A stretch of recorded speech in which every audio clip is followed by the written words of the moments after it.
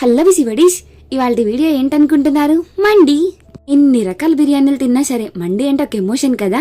ఆ ప్రయోగాల దెబ్బకు భయపడి మమ్మీ చికెన్ కూడా వద్దన్నారు. అసలు ఏమైందంటే మార్నింగ్ చికెన్ తెచ్చుకోరా, చికెన్ కాజేసి ఫ్రై చేస్తానని చెప్పారు. నేను మాత్రం మండి మండి అని పీడిచ్చు తిన్నాను. నీ ఎక్కడే మాగం చేస్తాను, ఏం నాశనం చేస్తానని భయపడి మమ్మీ చికెన్ వద్దేమో నేను పచ్చడేసుకొని తింటానికి వచ్చినారు. ఫైనల్ గా బతిమాలి ఇసికించి ఏడిపించి లాస్ట్ కి సాధించాను, చికెన్ తెచ్చుకున్నాను. ఇంకా ప్రాసెస్ ఏంటో చూసేద్దాం పదండి. ఫస్ట్ గా ఒక కప్పు రైస్ తీసుకొని మంచిగా వాష్ చేసుకుని నానబెట్టుకున్నాను. ఇంకొక బౌల్ లోనేమో వాటర్ తీసుకొని అందులో కొంచెమే సాల్ట్ వేసుకొని చికెన్ మొత్తం ఒక 15 to 20 minutes అలా నానబెట్టుకోవాలి.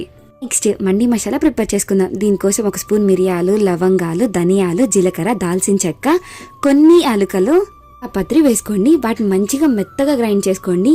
ఇప్పుడు సాల్ట్ వాటర్ లో పెట్టిన చికెన్ మొత్తాన్ని తీసుకొని ఇంకా వాష్ చేయకండి. ఆ వాటర్ మొత్తం పారిపోసి అందులో మండి మసాలా ప్రిపేర్ చేసుకున్నాం కదా, అది హాఫ్ వేసుకోండి. ఒక స్పూన్ ఉప్పు, కారం, కొంచెం ఆయిల్ వేసుకొని ఒక నిమ్మ చెక్క వేసుకోండి. అంటే హాఫ్ చాలు, ఎక్కువ అవసరం లేదు. దీన్ని 2 to 3 hours పక్కన పెట్టేసుకోండి. నాకు అంత టైం లేదు, ఎందుకంటే మనం మొదలు పెట్టింది రాత్రి కాబట్టి ఒక 15 minutes పక్కన పెట్టి నేను స్టార్ట్ చేస్తాను. అడుగు మందంగా ఉండే బౌల్ తీసుకొని దానిపైన జల్లెడి బుట్టలా పెట్టుకొని దాని మీద చికెన్ ప్లేస్ చేసుకొని మూత పెట్టుకొని స్టీమ్ ఉడికించండి. మీడియం ఫ్లేమ్ లోనే హాఫ్ అన్ అవర్ అట్లా ఉడికించుకోండి. చికెన్ మొత్తం బాగా ఉడికింది అనుకున్నప్పుడు అది పక్కన పెట్టేసుకొని ఇంకో కడాయి తీసుకొని అందులో చికెన్ మొత్తం వేసుకొని ఉప్పు కారం సరిపోయినా లేదా చూసుకోండి. అవి సరిపోయినా అంటే ఓకే, లేకపోతే ఇక్కడ యాడ్ చేసుకోండి. యాడ్ చేసుకుని లైట్ గా ఫ్రై చేసుకోండి. కాజు చికెన్ ఫ్రైలా చేసుకున్నాను నేను. ఇప్పుడు మండి రైస్ ప్రిపేర్ చేసేసుకుందాం. అడుగు మందంగా ఉండే కడాయి తీసుకొని అందులో 3 to 4 spoons గీ వేసుకొని లైట్ గా ఆనియన్స్ రోస్ట్ చేసుకోండి. ఆనియన్స్ మంచిగా ఫ్రై అయిపోయి సన్నగా అయిపోవాలి. అప్పుడు అల్లం వెల్లుల్లి పేస్ట్ వేసుకొని బాగా ఫ్రై చేసుకొని పచ్చివాసన మొత్తం పోవాలి. ఇందులోకి మండి మసాలా వేసుకుని ఒకసారి ఊరికి అలా పైన కలిపేసి వాటర్ పోసుకోండి. అంటే నేను 1 cup తీసుకున్నా కాబట్టి 1.5 cup వాటర్ తీసుకున్నా.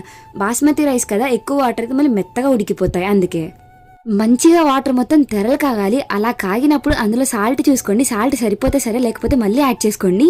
వాటర్ బాగా మరిగేటప్పుడు అందులో రైస్ మొత్తాన్ని వేసుకోండి. రైస్ 70% ఉడక, 20% అంటే లైట్ గా బియ్యం తగలాలి ఎక్కడో అక్కడ. ఇంకో పక్కన ఆనియన్స్ ని, జీడిపప్పుని, బాదం పప్పుని, కిస్మిస్ ని వాటిని ఫ్రై చేసుకొని పక్కన పెట్టుకోండి.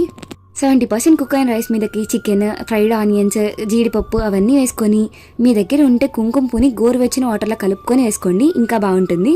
టిష్యూ పేపర్ని కానీ అరిటాకుని కానీ దాని మీద పెట్టుకొని లైట్ గా వాటర్ స్ప్రింకిల్ చేసుకోండి. ఈ రెండు లేవనుకోండి చపాతీ ముద్దను పెట్టుకోండి, స్టీమ్ బయటకు పోకుండా. దాని మీద మూత పెట్టుకొని ఒక 15 minutes అలా ఉడికించుకోండి. ఎమ్మి మండి రెడీ అయిపోయినట్లే. దాన్ని పెద్ద ప్లేట్స్ లో తీసుకొని సర్వ్ చేసుకోండి. మా ఇంట్లో మూలన పడిన ప్లేట్కి ఇప్పుడు ముహూర్తం కుదిరింది, ఈ మండి పుణ్యమా అని.